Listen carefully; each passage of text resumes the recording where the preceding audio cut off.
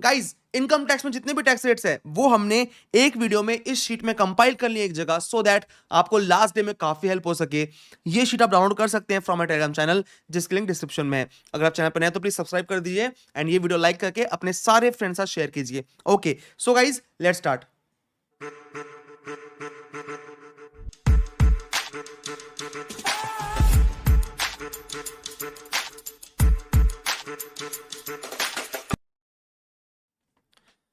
First अपन slab rates के बारे में बात करेंगे। Individual HUF AOP BOI AJP up to 2.5 lakh nil, 2.5 to 5 lakh 5%, 5 to 10 lakh 10-20% and 10 lakh के ऊपर 30%। Senior citizen resident individual of age 60 और मोर, रेसिडेंट भी होना जरूरी है, 60 के ऊपर होना जरूरी है, 60 और मोर। इनके लिए बेसिक एग्जामिशन रहता है 3 लाख, बाकी सब सेम रेट है, ठीक है। सुपर सीनियर सिटीजन रेसिडेंट जो 80 के ऊपर है उनके लिए 5 लाख होता है बेसिक एग्जामिशन। अब यहाँ पे ध्यान रखना कि ये रेसिडेंट होना जरूरी है। अगर एनआर रहा तो क्या होगा, एनआर रहा एंड 60 के ऊपर रहा तो उनके लिए 2.5 लाख ही रहेगी बेसिक एग्जामिशन लिमिट, ठीक है। अगर कोई भी रेसिडेंट इंडिविजुअल इस साल 1 अप्रैल 23 को 68th बर्थडे आता है उनका, तो क्या मानेंगे अपन, प्रीवियस ईयर 2023 में वो क्या है 60 या 80 ईयर्स के हैं, ठीक है। Firm LLP local authority on the whole of total income 30%, cooperative society income up to 10,000 में 10%, 10,000 टू 20,000 20% एंड 20,000 के ऊपर 30%। ये टैक्स रेट थोड़ा अलग है, ध्यान रखना आप लोग, ठीक है। ये वीडियो थोड़ा स्पीड में रहेगा, एक्सप्लेनेशन बहुत ज्यादा नहीं रहेगा इसमें, क्योंकि हम रेट्स याद करें, रेट्स पढ़ रहे हैं, ठीक है। कंपनी में domestic if total turnover of gross receipt in the previous year 2021, कौन सा previous year 2021 is up to 400 crore, then कितना परसेंट है बेटा 25%। In any other case it is 30%। Company अगर फॉरेन होगी तो 40%। सरचार्ज की बात कर लेते हैं, individual HF AOP BY AJP.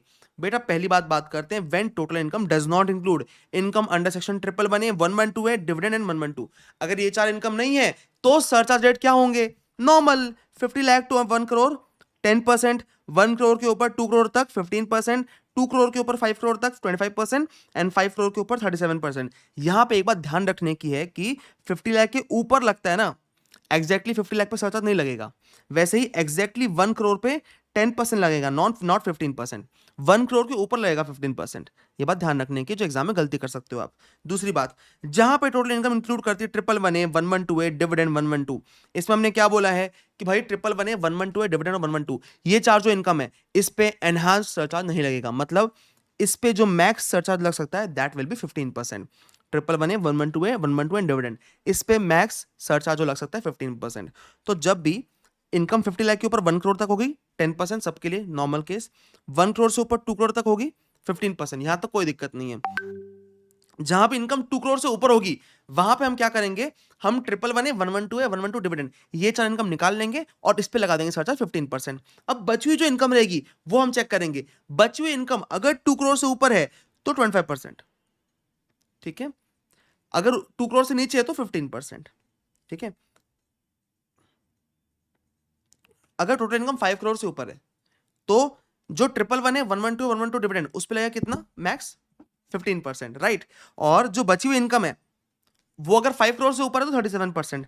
तो मतलब इसका क्रक्स क्या है सर, अगर आपकी इनकम में 111 है 112 डिविडेंड अगर है तो आप इन पे तो लगा दो मैक्स सरचार्ज कितना, 15%, ठीक है। बची हुई इनकम चेक करेंगे, अगर बची हुई इनकम 5 करोड़ से ऊपर तो कितना 37%, बची हुई इनकम 2 करोड़ से ऊपर है तो कितना 25%, और बची हुई इनकम 2 करोड़ से नीचे है तो कितना 15%। अब बची हुई इनकम 2 करोड़ से नीचे कितना भी है, 50 लाख है 40 लाख है 30 लाख है 80 लाख है 1 करोड़ 20 लाख है, कुछ भी है 15% लगेगा, ठीक है।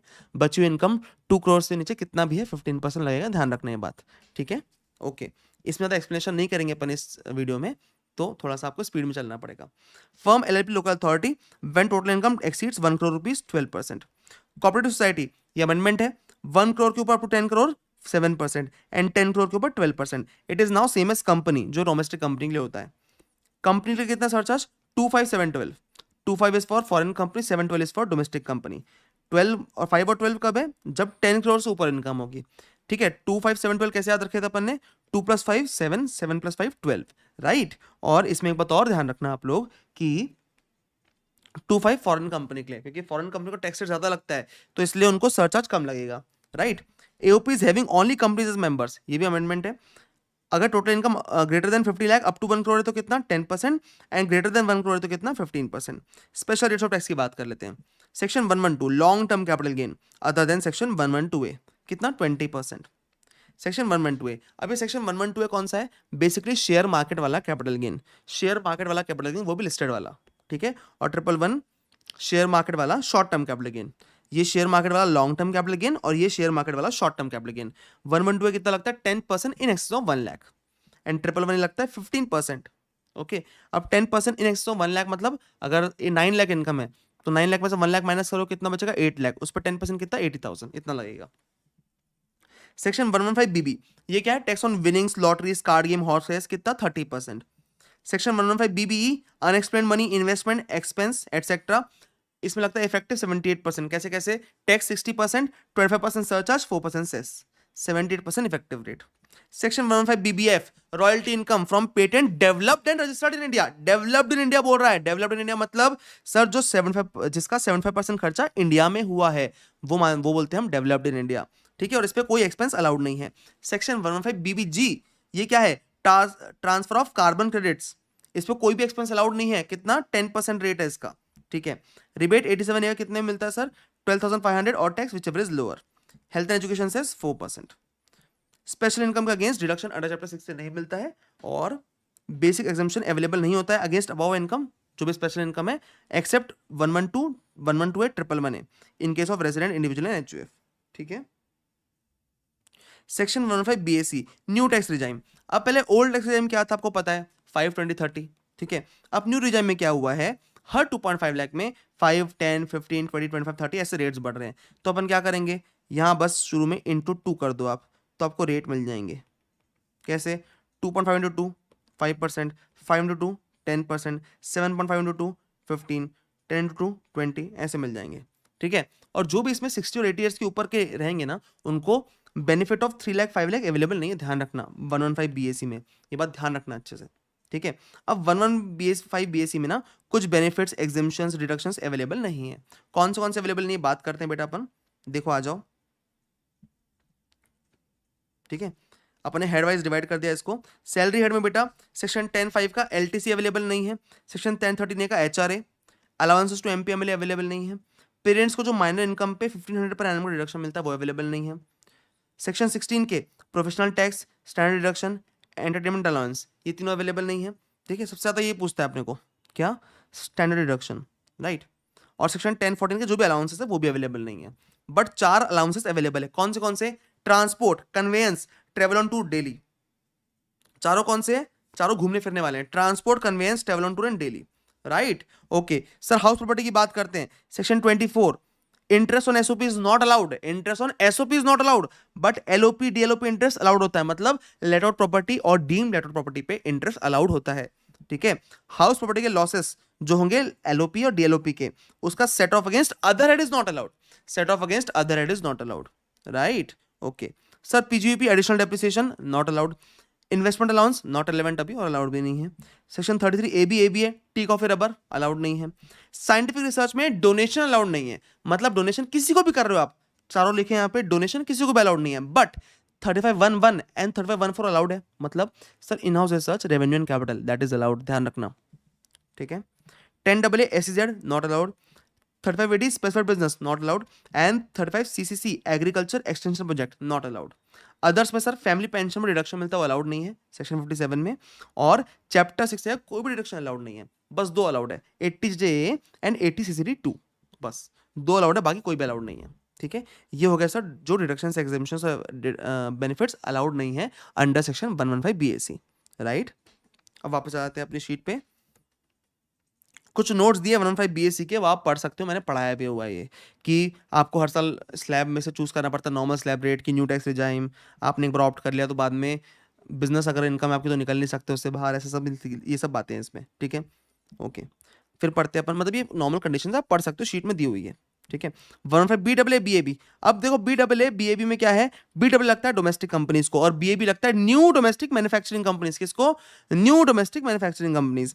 सेटअप डेट इसका है सर एनी टाइम, और इसका है सर ऑन और आफ्टर 11019 बिफोर 31/3/24, ठीक है, ये अमेंड हुआ था। टैक्स रेट कितना है 22% एंड 15%। सरचार्ज इसमें मैंडेटरी है, तो इसमें इफेक्टिव टैक्स रेट कितना होता है 25.168%, इसमें होता है 17.16%। यहाँ बार बार चेक करता है क्या, ये 11019 डेट चेक करता है, याद करो मेरे साथ 11019 क्या डेट है 11019, फिर से बोलो 11019, ठीक है। और न्यू कंपनी मतलब वही कि 11019 के बाद सेटअप होना चाहिए और मैन्युफैक्चरिंग कंपनी होना चाहिए, ठीक है। अब सर यहाँ पे देखो ये दोनों एग्जाम्प्ट है from MAT. Special rates income 111A 112 इस पे क्या टैक्स रेट लगेगा, उनके लिए ऑलरेडी टैक्स रेट बना हुआ है, तो उनके नया टैक्स रेट क्यों लाएंगे अपन, जो टैक्स रेट बना हुआ है वही लगेगा प्लस 10% सरचार्ज और 4% सेस हो जाएगा बस, ठीक है।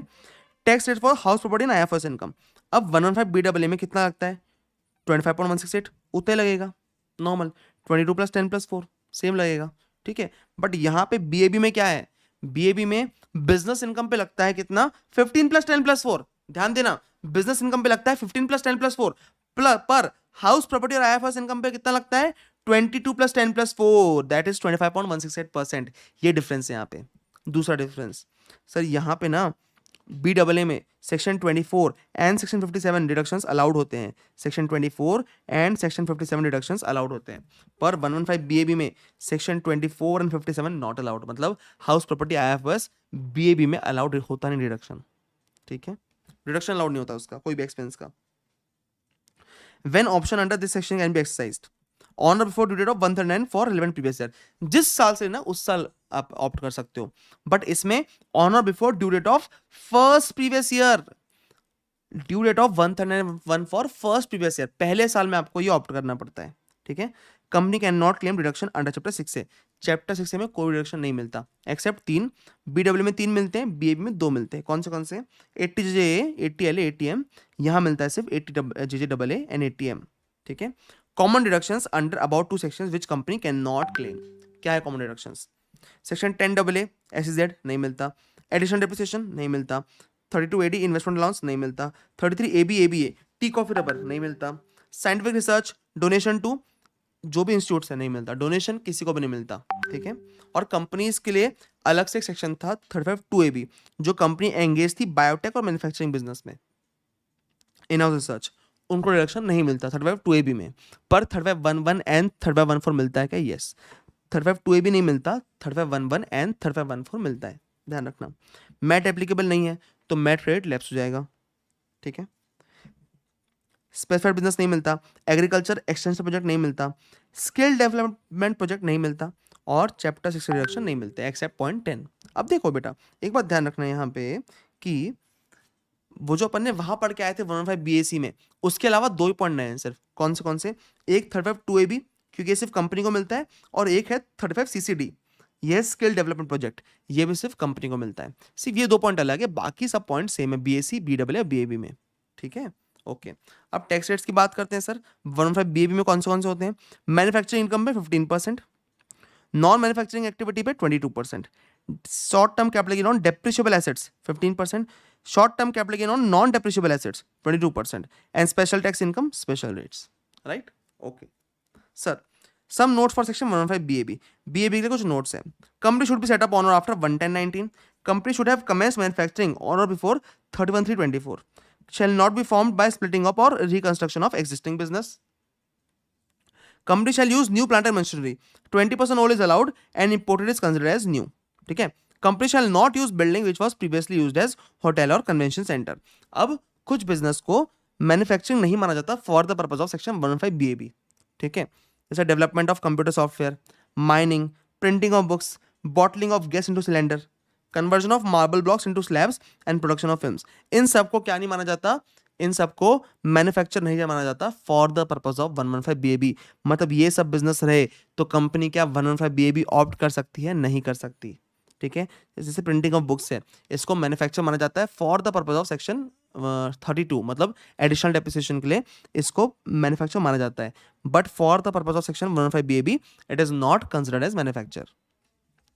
Section 115 BAD, tax on income of cooperative society, tax है 22% plus surcharge 10% plus cess 4%, effective rate 25.168%। Assessee can not claim certain deductions, assessee कुछ सर्टेन डिडक्शंस क्लेम नहीं कर सकता जो ऊपर दिए हुए हैं, सेम है इसमें BAD में भी। चैप्टर 6 से कोई डिडक्शन अलाउड नहीं है accept 80JA and 80LA। AMT applicable नहीं है, इसलिए AMT क्रेडिट लैप्स हो जाएगा। And special rate of income पे स्पेशल रेट्स लगते हैं, प्लस सरचार्ज प्लस सेस, ठीक है। SST can exercise this option on और before due date of RY under section 1391, ठीक है। अब इंपॉर्टेंट नोट्स है कुछ कि कोई भी अनएब्जॉर्ब लॉस है अबाउ सेक्शंस का जो अलाउड नहीं है वो लैप्स हो जाएगा BAA, BAC एंड BAD में। अनएब्जॉर्ब डेप्रिसिएशन में से जो पोर्शन ऑफ एडिशनल डेप्रिसिएशन है ना, वो क्या होता है बेटा, वो देखो अब एडिशनल डेप्रिसिएशन अलाउड नहीं होता, पर आपके पास अनएब्जॉर्ब डेप्रिसिएशन में से कोई भी एडिशनल डेप्रिसिएशन का पोर्शन पड़ा हुआ है, तो वो अपन क्या करेंगे, उसको WDV of 1 April of FY in which option is exercised उसमें ऐड कर देंगे। क्या करेंगे, जिस फाइनेंशियल ईयर से ऑप्शन एक्सरसाइज किया गया उस फाइनेंशियल ईयर की 1 अप्रैल की WDV में ऐड कर देंगे, ठीक है। अगर 80 ने कोई भी सेक्शन ऑप्ट किया तो मैक्सिमम डिप्रेशन कितना मिल सकता है, 40%, ठीक है। एक मार्जिन रिलीफ करके है सर, कब वो एप्लीकेबल होता है, जब सरचार्ज लगता है, ठीक है, ये आपको पता है, ठीक है। बस इसमें एक बात ध्यान रखना, जब आपकी इनकम 1 करोड़ से ऊपर होगी, ठीक है, तो 1 करोड़ 1 लाख होगी मान लो, तो आप टैक्स ऑन 1 करोड़ लगाओगे, निकालोगे, तो उस पर 10% सरचार्ज ऐड करना मत बोलना, ठीक है, उसमें 10% सरचार्ज आएगा, ओके। चलो अब बात करते हैं बेटा taxation in case of buyback के बारे में। अब बायबैक में फॉरेन कंपनी के लिए इन हैंड्स ऑफ कंपनी कोई टैक्स ट्रीटमेंट नहीं है, पर शेयर होल्डर्स के हाथ में क्या होता है, कैपिटल गेन एप्लीकेबल होता है, जिसमें फुल वैल्यू ऑफ कंसिडरेशन क्या होता है, बायबैक और कॉस्ट ऑफ एक्विजिशन या फिर इंडेक्स कॉस्ट ऑफ एक्विजिशन जो हमारा कॉस्ट होता है वही होता है, ठीक है। उसमें आता है शॉर्ट टर्म कैपिटल गेन या फिर लॉन्ग टर्म कैपिटल गेन। अब in the hands of domestic company क्या होता है, अब शेयर होल्डर्स के हाथ में एग्जेम्प्ट है, अब शेयर होल्डर्स के हाथ में क्या है, एग्जेम्प्ट है, बट डोमेस्टिक कंपनी के हाथ में क्या है सर, डोमेस्टिक कंपनी को टैक्स पे करना पड़ेगा एट द रेट ऑफ 20 + 12 + 4, कितना, 20 + 12 + 4 on distributed income, 20 + 12 + 4 on distributed income, that is 23.296%। What is distributed income sir, buyback price minus issue price including premium, okay sir, कितना 23.296%, 20 + 12 + 4। यहां से एक चीज याद दिला रहा हूं आपको, एग्जिट टैक्स में लगता है 30 + 12 + 4, और वहां पे ट्रांसफर प्राइसिंग में जो एडिशनल टैक्स पे करते हैं वो लगता है 18 + 12 + 4, राइट। और जब बिजनेस ट्रस्ट में अपन MMR भरते हैं वो लगता है 30 + 37 + 4। आपको मैं ऐसे याद करा रहा हूँ, फिर से दिखाऊंगा वो सब रेट्स भी, चिंता मत करो, ठीक है। रिडेम्पशन ऑफ प्रेफरेंस शेयर को भी बायबैक बोलते हैं अपन। गवर्नमेंट को 14 डेज के अंदर देना पड़ता है, और 14 डेज के अंदर नहीं दिया तो 15 डेज से 1% पर मंथ और पार्ट इंटरेस्ट लगता है till actual date of payment, ठीक है। ट्रस्ट के केस में एनोनिमस डोनेशन लगता है 30% का, कितना परसेंट टैक्सेबल है, 30%। पूरा एनोनिमस डोनेशन 30% टैक्सेबल नहीं होता, कुछ अमाउंट माइनस करना पड़ता है, कितना, higher of 5% of total donation और 1 लाख रुपीज। अब टोटल डोनेशन में सब कुछ आता है, गवर्नमेंट ग्रांट भी आता है इसमें, ठीक है। ये ITR के हिसाब से लेना चाहिए, पर कुछ लोग बोलते हैं और कुछ क्वेश्चंस में नहीं लिया हुआ ICAI ने, तो अपन क्या करना है, एग्जाम में आया तो एग्जाम में अगर तुमने गवर्नमेंट ग्रांट देखा तो शुरू से 5 मिनट एक्स्ट्रा निकाल के चलना और दोनों ऑल्टरनेटिव करके आना, एक बार गवर्नमेंट ग्रांट इंक्लूड करना, एक बार मत करना, ठीक है। और एक उससे क्वेश्चन सॉल्व करना, दूसरा सिर्फ ऑल्टरनेटिव नोट में लिख देना, 2 बार क्वेश्चन सॉल्व करने नहीं बोल रहा हूँ, सिर्फ नोट में ऑल्टरनेटिव लिख देना, प्रॉब्लम सॉल्व्ड, ठीक है। Section 115 BBI tax rates on specified income, कितना, 30%। इस पर कोई एक्सपेंस अलाउड नहीं होता है, BBI पे 30% लगता है, कोई भी एक्सपेंस अलाउड नहीं है, अमेंडमेंट है ये, ठीक है। एग्जिट टैक्स लगता है कितना, एक्रेडिटेड इनकम पे 30 + 12 + 4, 34.944%। किस पे लगता है, एक्रेडिटेड इनकम पे।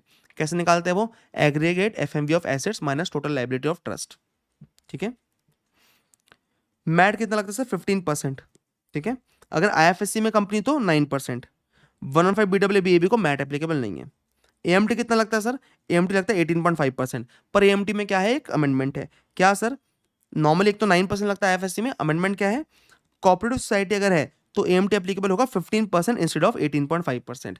ये अमेंडमेंट है, इसमें से क्वेश्चन पूछ सकता है, ठीक है। कोऑपरेटिव सोसाइटी के बारे में 3 चीजें याद रखनी है आपको, एक तो जो उनका स्लैब रेट है 10,000, 20,000, 30,000, एक उनका 115 BAD, ठीक है, उनका सरचार्ज जो नया आया है कंपनी से 10%, 15%, और एक ये AMT, ये 4 चीजें याद रखनी है आपको, ठीक है। अब इन्वेस्टमेंट फंड के टैक्स रेट्स क्या है sir, 25%, 30% based on turnover. Turnover मतलब अगर कंपनी है तो कंपनी का टर्नओवर अगर 20-21 में कितना है, 400 करोड़ के तक के है तो 25%, नहीं तो 30%, ठीक है। फर्म के लिए हमेशा 30% और अदर्स MMR, ठीक है। इन्वेस्टमेंट फंड के रेट बताया हूँ ये। यूनिट होल्डर्स के हाथ में नॉर्मल टैक्स रेट्स, ठीक है। फॉर सेक्रेटेशन ट्रस्ट क्या करती है, इनको TDS काटना पड़ता है while paying to unit holders, कितना, अगर रेसिडेंट है तो इंडिविजुअल HUF के लिए 25% एंड अदर्स को 30%, NRFC के लिए रेट इन फोर्स, ठीक है। इन्वेस्टमेंट फंड को 10% टीडीएस काटना पड़ता है जब पे करती है रेसिडेंट को और एनआरएफसी के लिए रेट इन फोर्स। ठीक है, अब नेक्स्ट बेटा बिजनेस ट्रस्ट के रेट्स। अब बिजनेस ट्रस्ट रेट्स मैं इस पर्टिकुलर वीडियो में याद नहीं करूंगा क्योंकि मैंने ऑलरेडी बहुत बढ़िया से याद कराए हुए हैं। आप टैक्सेशन ऑफ वेरियस एंटिटीज देख सकते हैं मेरा वो वीडियो, उसमें याद कराया हुआ है। यहाँ पे अपन याद नहीं करेंगे, आप यहाँ पे अपन डिस्कस करेंगे सिर्फ।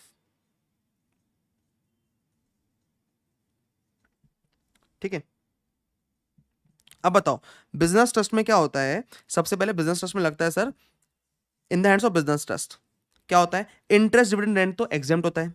ठीक है, इंटरेस्ट डिविडेंड और रेंट ये बिजनेस ट्रस्ट के हाथ में एग्जेम्प्ट होता है। बची हुई इनकम सिर्फ 3 इनकम टैक्सेबल होती है इनके हाथ में, सिर्फ 3 इनकम। कौन सी LTCG 112 20%, 111A 15% और ऑल अदर इनकम 30 + 37 + 4। ठीक है, ये 2 रेट आपको ऑलरेडी याद है, सिर्फ ये रेट याद करना है। ठीक है, अब बात करते हैं सर यूनिट होल्डर्स के बारे में। तो इनके हाथ में 3 इनकम टैक्सेबल होती है सिर्फ, interest dividend and rent from REIT. Interest dividend and rent from REIT. अब इंटरेस्ट टैक्सेबल होता है कितना, नॉन रेसिडेंट के हाथ में 5%, अपने लिए नॉर्मल।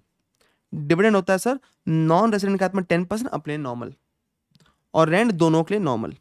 ठीक है, तो बात करते हैं एक बार rent, interest 5%, 10% normal for NR, अपने लिए नॉर्मल नॉर्मल नॉर्मल।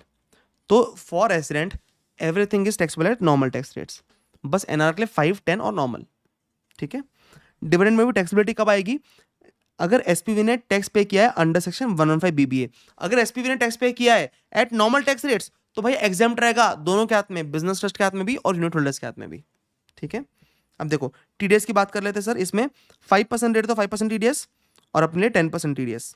अपने लिए तीनों जगह 10% टीडीएस है। देखो अपने लिए हर जगह कितना है, रेसिडेंट के लिए नॉर्मल टैक्स रेट्स और 10% टीडीएस। ठीक है, एनआर के लिए कितना है, 5%, 10% और रेट इन फोर्स। ठीक है, आपने अगर पढ़ के आए होंगे तो आपको बन गया होगा अभी। ओके, ठीक है, चलो टनेज इनकम में क्या होता है सर, टनेज टैक्सेशन में हमको इनकम निकालनी पड़ती है, daily tonnage income into number of days ship is operated in a previous year. कैसे निकालते सर, 70, 53, 42, 29। बोलो मेरे साथ, 70, 53, 42, 29, 70, 53, 42, 29। ठीक है, तो अप टू 1000 होता है sir tonnage, 70 for each 100 tons. 1000 से ऊपर अप टू 10,000 कितना होता है, 700 + 53 फॉर ईच 100 टन। 10,000 के ऊपर up to 25,000, 42 for each 100 ton, and greater than 25,000, 29 for each 100 ton. ठीक है, इसमें नियरेस्ट मल्टीपल ऑफ 100 में अपने क्या करना पड़ता है, राउंड ऑफ करना पड़ता है। ठीक है, और मिनिमम 20% ऑफ बुक प्रॉफिट हमको रिजर्व में ट्रांसफर करना पड़ता है। नहीं ट्रांसफर किया तो जितना शॉर्टफॉल है उतनी हमारी रिलेवेंट शिपिंग इनकम टैक्सेबल हो जाती है। मान लो शॉर्टफॉल इज 25%, तो आपका 25% रिलेवेंट शिपिंग इनकम टैक्सेबल हो जाएगी। ठीक है, okay.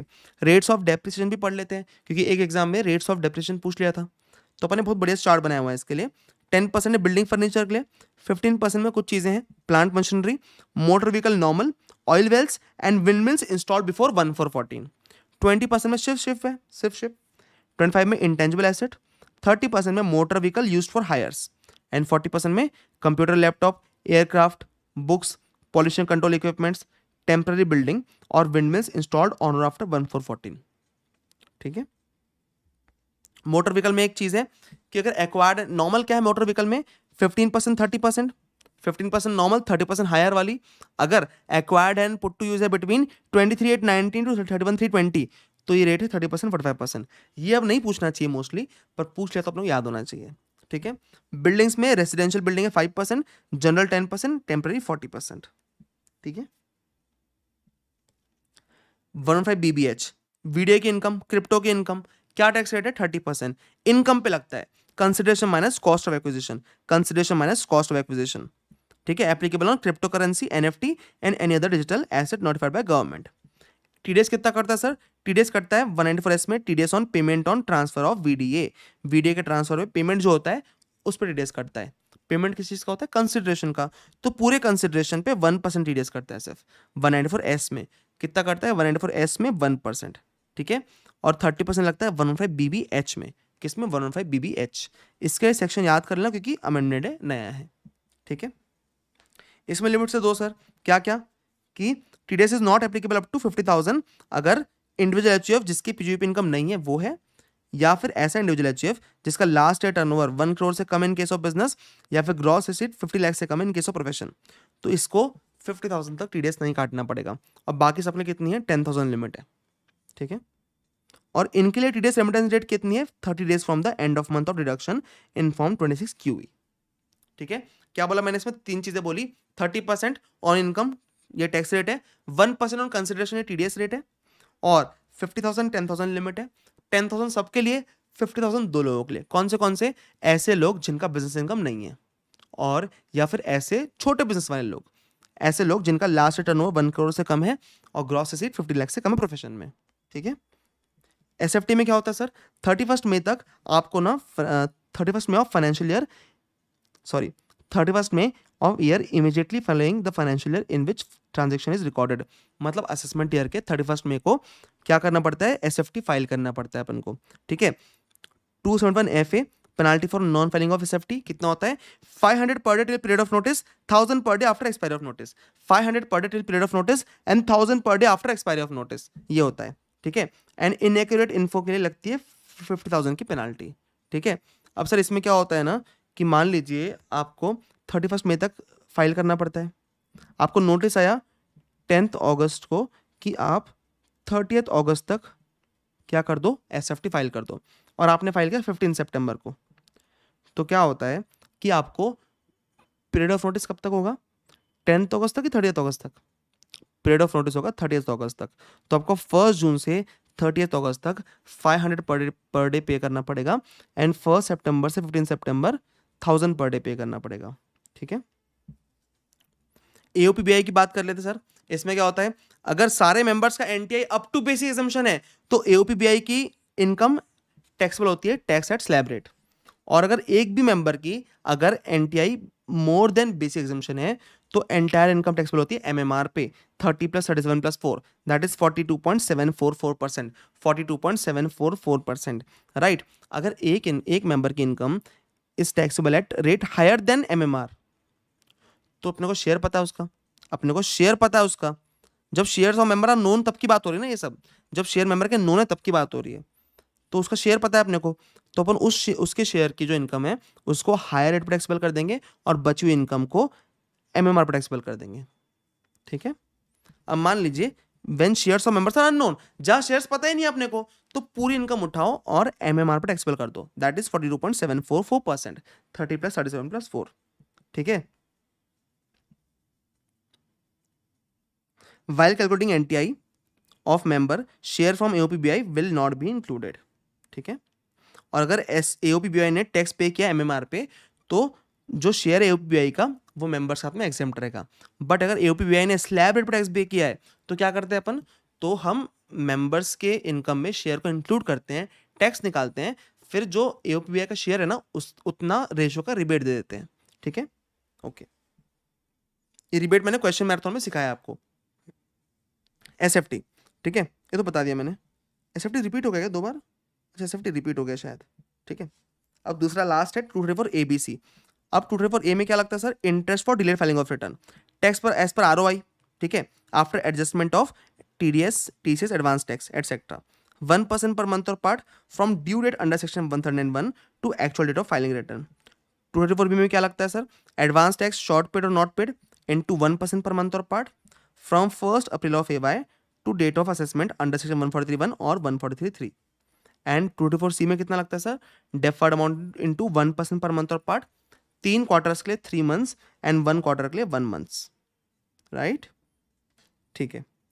Interest on excess refund granted at the time of scrutiny assessment कितना लगता है सर, 0.5% पर मंथ और पार्ट, जिस दिन रिफंड ग्रांट हुआ उस दिन से लेके to the rate of such regular assessment, है ना। Fee for default in furnishing TDS TCS statement कितना है sir, 200 every day for late filing, ठीक है। However, the amount of fee shall not exceed the amount of TDS TCS filed in TDS TCS statement. Penalty under section 271H minimum 10,000 to 1 lakh. अगर TDS TCS statement अपन ने with in 1 year furnish किया तो सिर्फ fees लगती है 200 per day वाली, and अगर 1 year के बियॉन्ड किया तो बोथ फीस एंड पेनाल्टी लगती है, ठीक है। अगर रिटर्न फर्निश नहीं किया आपने और इनकम 5 लाख से कम है आपकी, अप टू 5 लाख है तो 1000 फीस है, अगर 5 लाख के ऊपर है तो 5000 फीस है। Fee for default relating to intimation of Aadhaar कितना है, 1000। ठीक है। 234G में fees for defaulting filing statement, अगर ट्रस्ट ने, जो डोनी ट्रस्ट होती है जिनको डोनेशन मिलता है या फिर इंस्टीट्यूशन, जो 351112A3 और 80G में दी हुई है, अगर उन्होंने ना सर्टिफिकेट ऑफ डोनेशन नहीं दिया डोनर को अप टू 31 में, ठीक है, तो 200 पर डे उनको फीस देनी पड़ती है जितने दिन फेलियर कंटिन्यू होता है। Okay. 234H fees for defaulting linking Aadhaar pan, अगर देखो 30 जून तक कर लिया, 30 जून 22 तक, तो कितना है 500, अगर उसके बाद किया तो 1000, ठीक है। ओके, तो बेटा यहीं तक था अपना जो था, तो इतने टैक्स रेट्स है और अपन ने 30 मिनट्स के अंदर रिवाइज कर लिया है। नॉर्मली अपन इसको 40 मिनट्स तक करते हैं, बट अपन ने बहुत कम टाइम में कराया इसको, क्योंकि अपने को एग्जाम के एक दिन पहले बहुत इफेक्टिवली रिवाइज होना चाहिए, ठीक है। तो आई होप आपको समझ में आया पूरा, एंड आई होप ये शीट आपको हेल्प करेगी, ये वीडियो हेल्प करेगा। प्लीज इसको जितने दोस्तों शेयर कर सकते हो शेयर करो, और अपने ट्राई किया कि इसको स्पीड में करें सो दैट आपका जल्दी जल्दी हो जाए, ठीक है। Thank you so much, I hope you like the video. तो मिलते हैं अपन, और अपन एग्जाम के एक दिन पहले देख रहे हो आप अगर ये, तो ऑल द बेस्ट, अच्छे से पेपर दो, बहुत बढ़िया से करना, कुछ मत सोचो, सब काम आएगा। जो अपन टेक्स्ट रेट्स पढ़े हो ना आपको याद रहेंगे, अभी चिंता मत करो, याद है आपको, याद है, टेंशन मत लो, सब याद है।